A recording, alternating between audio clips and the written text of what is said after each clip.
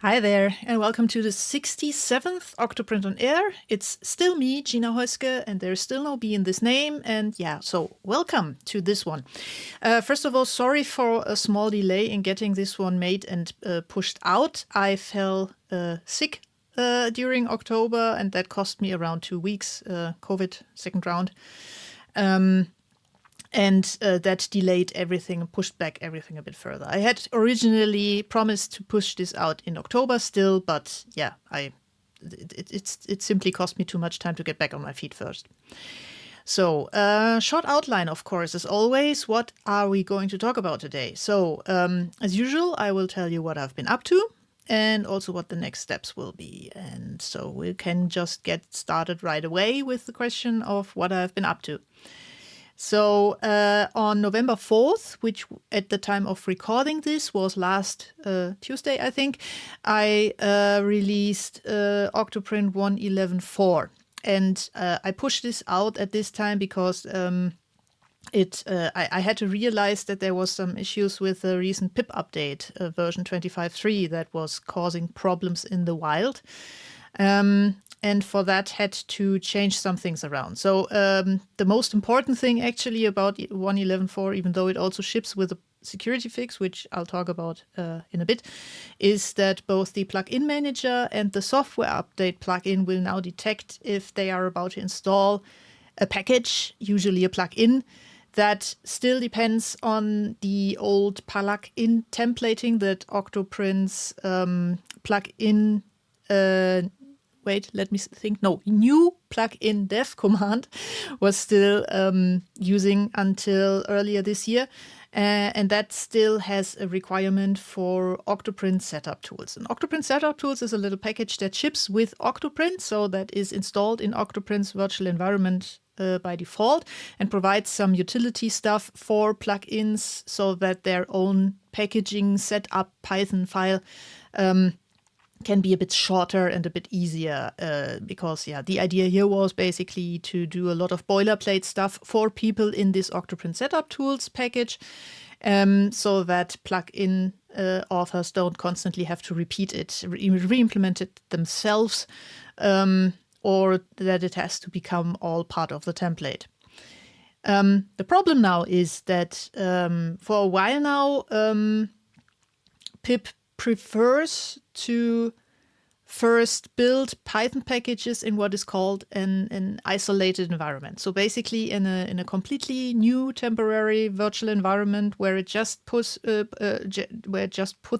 the thing that you are trying to install, but which you first have to package up into a so-called wheel. And also any build dependencies that it requires for that. And even though I think around 2 years ago or so, I already provided the setup tools as a build dependency you could use in this isolated mode, most of the plugins out there haven't actually utilized that. So far, that was not a problem, though, because pip detected that a plugin was still using the old approach, the legacy approach to packaging. I keep saying a plugin. The thing is that OctoPrint plugins are essentially Python packages, and pip is a tool that is used for building and installing Python packages. And OctoPrint is utilizing this heavily for installing plugins, basically. So when I say installing a plugin, pip is doing something that is not some OctoPrint specific code that is built into pip. That would be weird because, pip is used like in the whole Python environment. But rather, it's installing a regular Python package that just happens to be an OctoPrint plugin. Anyhow, so up until version 25.3, so 25.2 and older, pip would not force build isolation on Python packages / plugins that didn't explicitly opt into that, so to speak. With 25.3, that changed, and now pip will force build isolation on packages when you install them with that version, unless you tell it not to do that with some specific parameters. And here is the problem, because most of OctoPrint's plugins out there are not compatible yet to build isolation, because they still require this OctoPrint setup tools thing that is shipped with OctoPrint and usually available in OctoPrint's environment, but not in this temporary environment that they are first built in. And so the whole installation failed or fails under this pip version, unless you provide the dash no build dash no dash build dash isolation and dash enable dash pep 715 or something parameters to the pip install process. And that is something that you need to know in order to install plugins in that, and that OctoPrint did not know until 1.11.4. And that was causing some grief for people in the larger OctoPrint ecosystem, because plenty of you ran into this apparently already. Pip 25.3 was released at the end of October, and plenty of people were trying to migrate their existing OctoPrint installation to a newer Python version using the OctoPrint venv tool, or installing something new with OctoPrint deploy, or actually even had the automatic pip update checked in their installation, even though there's a big warning next to that option, which I put there intentionally because I feared something this might happen in the future. And that left them unable to then install any or most of the plugins out there. And that, of course, is a problem. So I quickly whipped up a solution. So what I now do is before I try to install a package, I download it to disk, I look into it, I check if there is a dependency, or rather if there is an undeclared dependency still on OctoPrint setup tool. So basically I'm checking if it looks like a template that I created 10 years ago. And if so, I tell pip to use these two parameters that I mentioned earlier. So no build isolation and enable PEP 517, I think. And only then. So the idea here is that all plugins and all other packages that are perfectly capable of being installed in an isolated build environment will not get this stuff enabled, but those that require that will. And so 1.11.4 does this transparently now for all of you. And should really solve this in the long run as well. Which reminds me, the first initial solution, or rather temporary stopgap solution for that, what that I did was to pin pip in the venv tool to 25.2. That is something that I still have to revert now, because now it should no longer be a problem with the current stable version of OctoPrint. Yeah. What I also did was I added an FAQ entry about this issue, so that hopefully those of you who are still running into that because they have not yet updated to 1.11.4 will be able to find that and fix it by updating.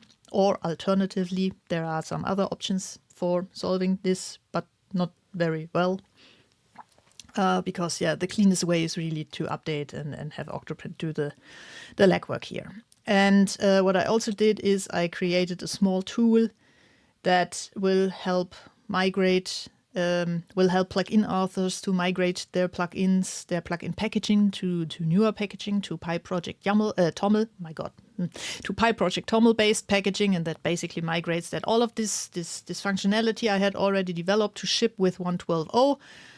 For some reason, I thought that pip 25.3 was still a long time away. That is on me. I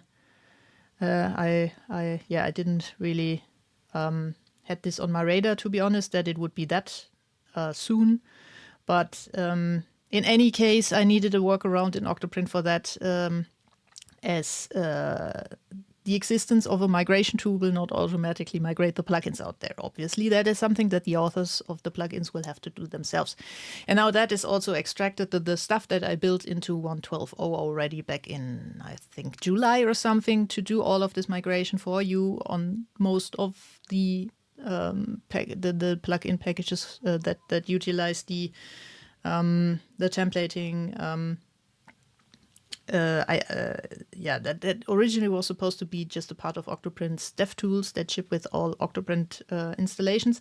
But now I've also extracted it into a standalone tool that you can install directly from pip and run. And 112 has been, the code in 112 has been changed to pull that in and utilize it. So it's still basically the same code base. It's just now pushed out as its own tool. And I still need to figure out how best to communicate this to the plugin authors out there. So if you're a plugin author, then please take a look at OctoPrint plugin tool on PyPI, because that already should tell you a lot on what to do and how to use it. And for everyone who's not watching that, I need to figure out how to reach these people. I thought about pushing a post on the Octoblog and by that pushing it out to every OctoPrint instance, but then that would mostly spam OctoPrint's user base versus the actual plugin developer base. And so, I'm not sure yet how best to do that. It's tricky, but maybe it will become a blog post, and in that case, I'm sorry in advance already, but I'll put a big disclaimer in there that if you're not a plugin developer, you can stop reading now. So apart from this whole change that I did in order to compensate for this build isolation problem, or rather this now by default enforced build isolation problem. As I said, there was also one security issue fixed in 1.11.4, which was an XSS vulnerability in the action command notification and prompt plugins.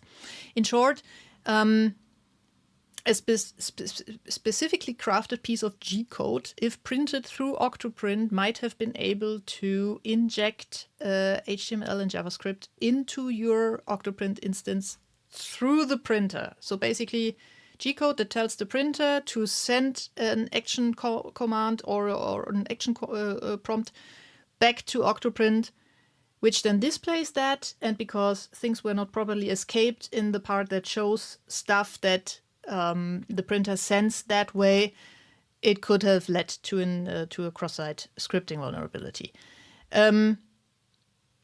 So if, for example, some malicious attacker convinced you to print some G-code that they prepared, then they could use this maybe to steal something from your instance through XSS.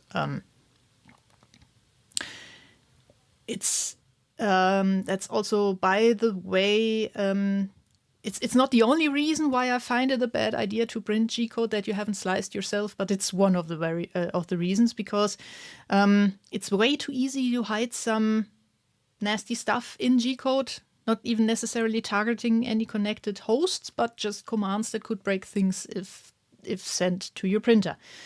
And that is not even, it's not even necessary to do something like this intentionally, because commands that work fine on my printer might cause issues with yours due to resonance and different mechanical profiles and whatnot.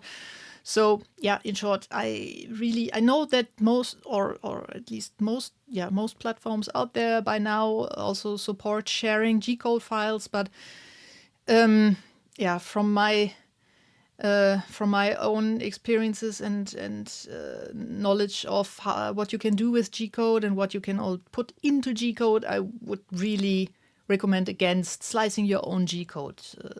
3MF files with slicer settings are a nicer option, definitely, than using some pre-sliced G-code that someone you don't know about and how they came to these settings sliced for you. Just a word of warning here. What else went into 1.11.4? I mentioned it last time that I found some code bits in the G-code viewer plugin where some calculations, some rather CPU heavy calculations were being done, which then were never used. So I threw them out, and this throwing out change also went into 1.11.4. And that means that files now get parsed way faster for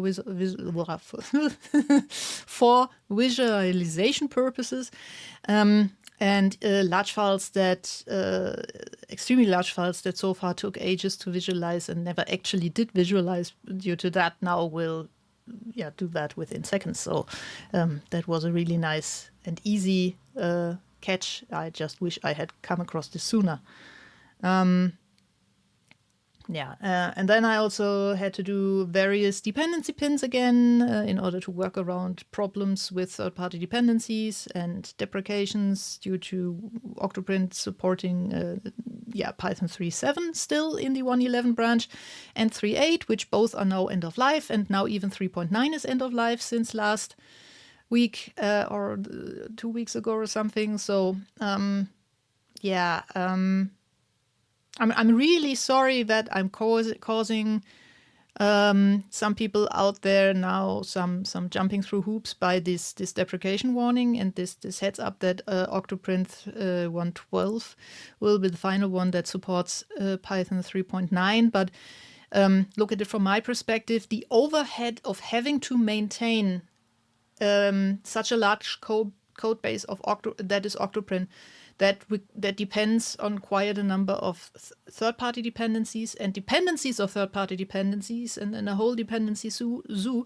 They're having to maintain something for a system environment, a Python environment version that is end of life, just means such a huge amount of overhead that often it prevents any new development, any new features, bug fixes and such to just take incredibly longer, because either I have to work around limitations due to having to support ancient Python systems, Python versions, or I simply have to spend so much time in working around deprecated deprecated dependencies or something that I can't even find the time for working on new features and bug fixes anymore. So this is really trying to better manage the single full-time resource that this project has, which is me. Trying to make sensible use of the time and that I have, like 40 hours a week, and trying to do my best in utilizing that for the most value and the most impact for all of you out there, and continuing to support Python 3.7, 3.8, and now 3.9 when they are end of life and are no longer supported by Python itself. That is not a very sensible use of that time. Now, well, final thing I put into 1.11.4 is actually more than one thing. There were some other bug fixes that I also pushed out there. You can also, of course, find the changelog linked on the Octo blog as always, and a longer post about with the whole release announcement, where the full changelog also is copy pasted into for these bug fix releases. Okay, so that was 1.11.4. What else did I do? I also, of course, worked a lot on 1.12.0. The new COM layer that I've been the new COM layer that I've been talking about now for several months, that one has now been merged. So that is now part of dev, and that is definitely going to, of the dev branch, I should say, and that is definitely going to go into 1.12.0. So something that I've been trying to achieve for well over a decade now has finally been achieved, and that is amazing. So there is now a modular connector-based API that allows you to swap out the code that talks to your printer, and an API that still I need to document, I have to say, but still an API that is quite powerful, that I was able to migrate the whole serial connector to quite easily. That was one of the first things that I did earlier this year, that I was already able to develop a full new connector class to talk to the Moonraker API that you find on all of, or pretty much most of those Clipper-enabled printers that are for sale now these days. That also included adding some new features. So what I, apart from merging everything, what I wanted to show you is So this is an OctoPrint instance running the current dev branch, which I have indicated here in the title. And if I now connect to my Moonraker-enabled KDQ1 Pro that is sitting like a meter to my left, then I hope that will work. Yes. And what you can now see here is you actually get thumbnails. So old because that was possible through a plugin all the time. But this is now a native implementation that is supported for all printer connectors. So if your printer has some kind of API to fetch thumbnails from files stored on it, OctoPrint will be able to display them as long as the connector implements that. So all of these thumbnails here, they are coming from the printer itself now. They are also not cached or something. They are just really fetched directly from the printer itself. There's also a file down here somewhere here. There was a little test G-code that I uploaded locally. As you can see, it does not have an SD card logo here, but just a regular file logo. And that also has a thumbnail, and that is because this whole thumbnail API is something that I completely and fully implemented in Core. So if you upload a new file now, OctoPrint will utilize a library that I built and that is also available on PyPI that I built on the amazing Slicer Thumbnails plugin by Jim Neal. So the extraction methods that were in there are in that one now as well. And I also fixed some of them against some more weird slicers or slicer formats that will now also be detected and extracted if you upload a file. And as I said, all of this is also exposed on the connector API. So something like the Moonraker plugin can also say, hey, by the way, I have the following thumbnail file, and send it along. And then OctoPrint will display it here. You can also move this to the right in the settings. And if you look into the upload manager, they will also be displayed here, all of them. So that should hopefully be really nice in the future. I also am fetching what I can with regards to metadata now from the printer and pushing it through the storage API, so that if your printer can, or your printer connector plugin can fetch something like filament use information and estimated print time and whatnot, then you can now also push that. Along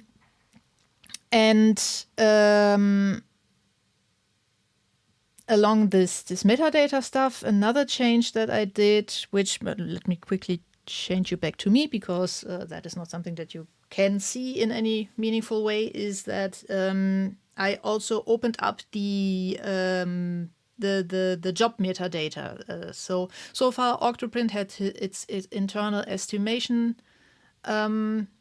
algorithm that could be extended by plugins, but there was no way to, or there would have been no way for some kind of, so if the printer knew something about how long the print job would take, to tell OctoPrint that. And now there is a way.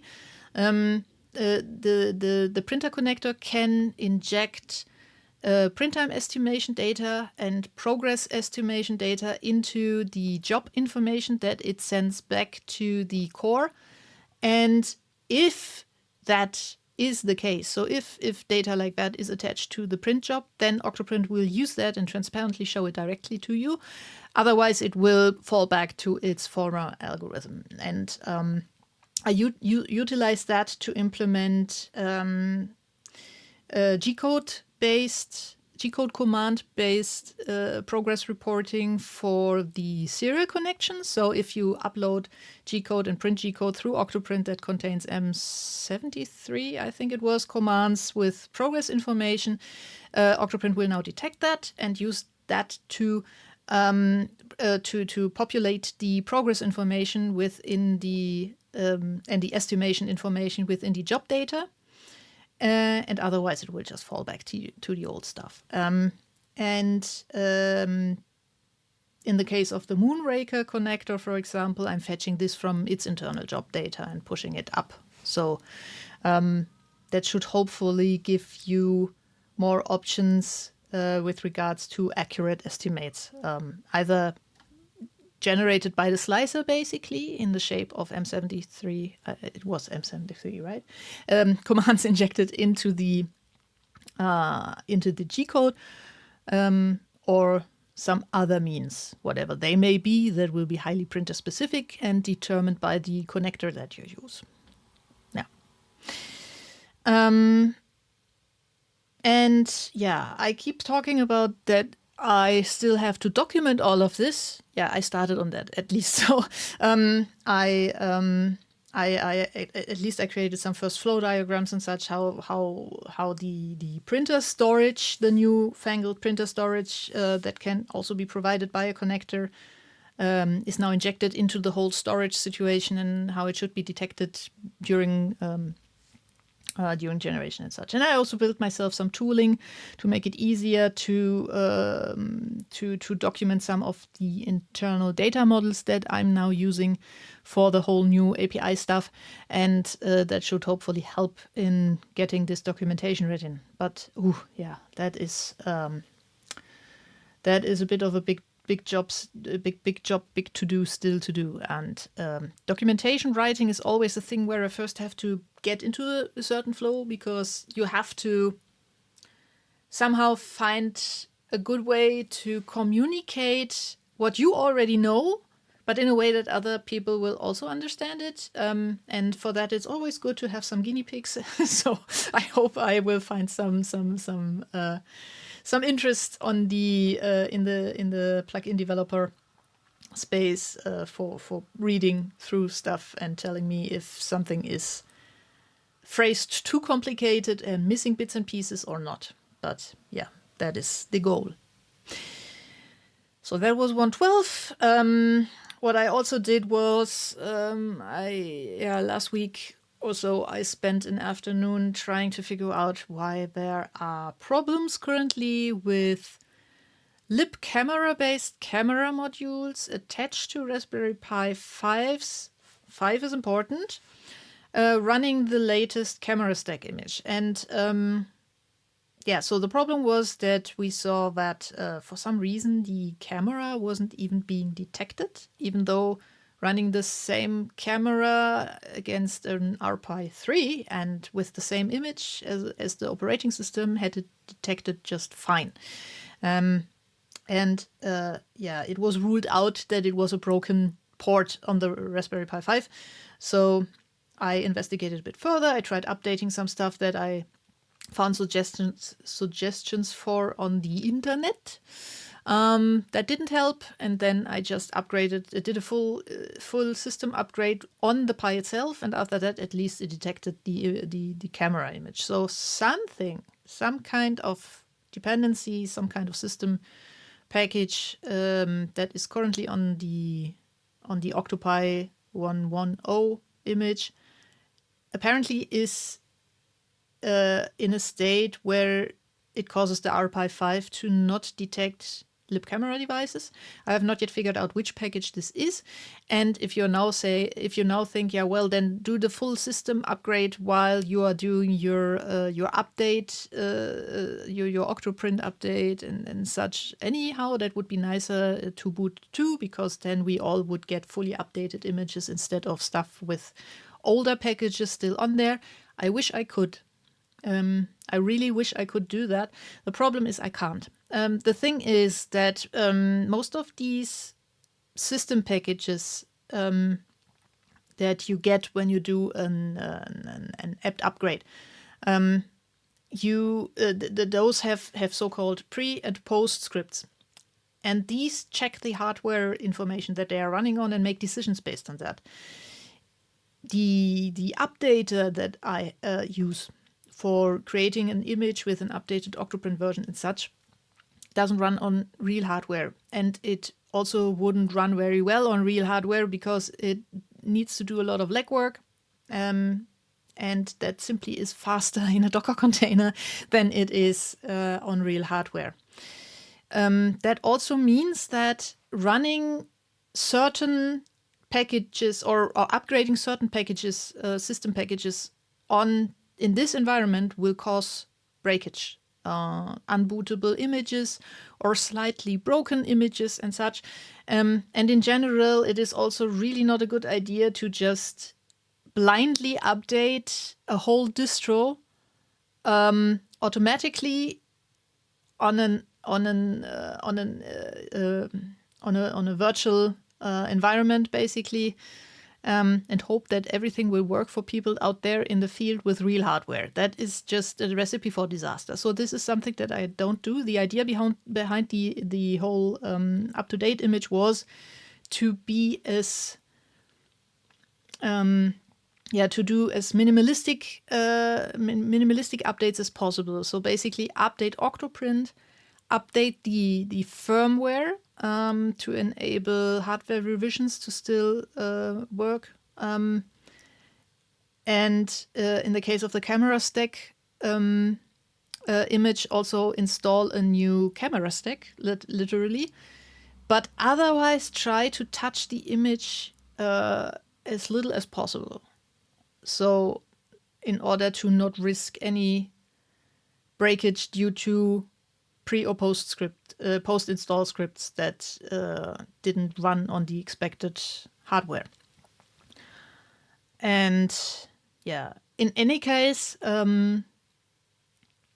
after I updated this and I got the camera detected, I ran into a full-blown incompatibility issue with Camera Streamer because the Raspberry Pi 5 is missing encoders. This is no news, sadly.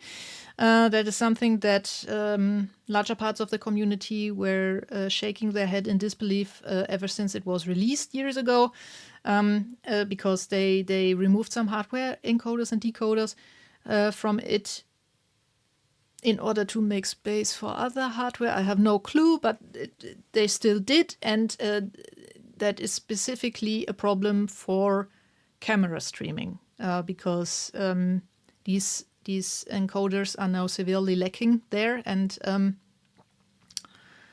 that means that this might be an issue that won't be solved soon.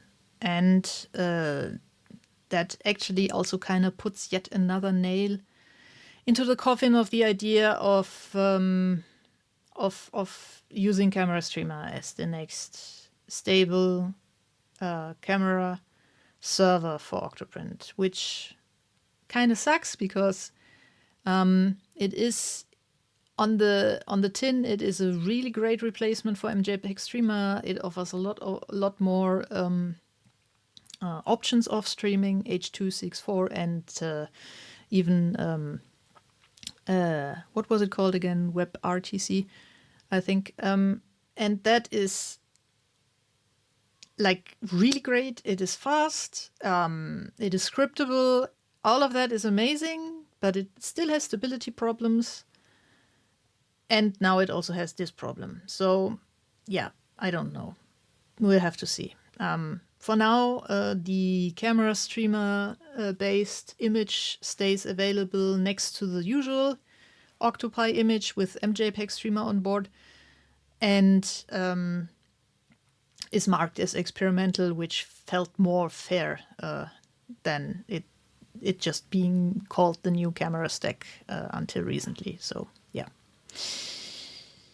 I can just once more go on the record here and tell you that if you plan to run OctoPrint, or even just some kind of webcam-based monitoring solution of some other kind with an RPi 5, no, I would say rather use an RPi 4 or even a 3, because the 5 and anything webcam streaming related is just frustrating.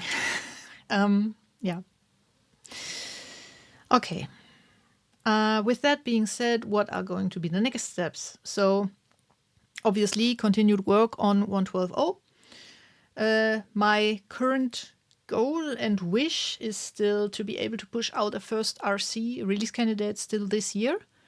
That that leaves me around a month now at the time of recording this, though, because my usual point of freeze before the holidays is mid-December. After that, I don't push out release candidates even or anything like that, because that the risk is too high to cause problems for people over the holidays. And so I have to hurry, but yeah, most things that still need to be done are documentation writing and probably a lot of debugging. But other than that, things are looking good with regards to just the new connector interfaces. And I will probably also still need to do some Moonraker plugin related work then, but that is going to be on its own life cycle anyhow, so that does not necessarily need to be available right away when or officially released on the plugin repository right away when the first RC goes out, but you are already able to install it just fine, so that should not be a problem there. There's also something that I'm hoping to still achieve, or at least get most of the work done on soon. That is, together with Jim Neal again, the man of many plugins. I'm looking into a bamboo connector plugin. So something that you can use OctoPrint to locally control your Bamboo Lab printers. I still am not too thrilled about this proprietary stuff, but plenty of you bought them, and I think you should have an option to control your own hardware that is sitting in your own walls, in your own apartment, in your own home, without having to depend on cloud stuff hosted somewhere else in the world and allowing a company to sniff all your data and create a profile of you, of what you're printing, when you are printing, and whatnot. So the idea here is create a Bamboo connector plugin that utilizes the dev mode local API in order to give you full access to your printer that way without having to rely on their app, their cloud, their login, their whatnot. The hope here is that the implementation of that should go hopefully way faster than my initial Moonraker implementation, because this time I don't actually have to build two things at the same time, depending on each other and debugging everything and such. But we now have a connector API, even though it is still largely undocumented, and that should help a lot in getting things implemented in a very fast way. I mean, even the initial version of the Moonraker plugin, without the new features that are now built in with regards to the thumbnails and the metadata and stuff, just getting it to report temperatures and sending back its files and such, that was very quickly done in comparison to how long it took to first put this whole connector API in. And yeah, I obviously, in order to be able to develop against something like that, I now have a test device sitting here, the smallest and cheapest I could get. And I have to say that was the first time unpacking a new printer where I was not even remotely excited about, which was a really sad day, sadly.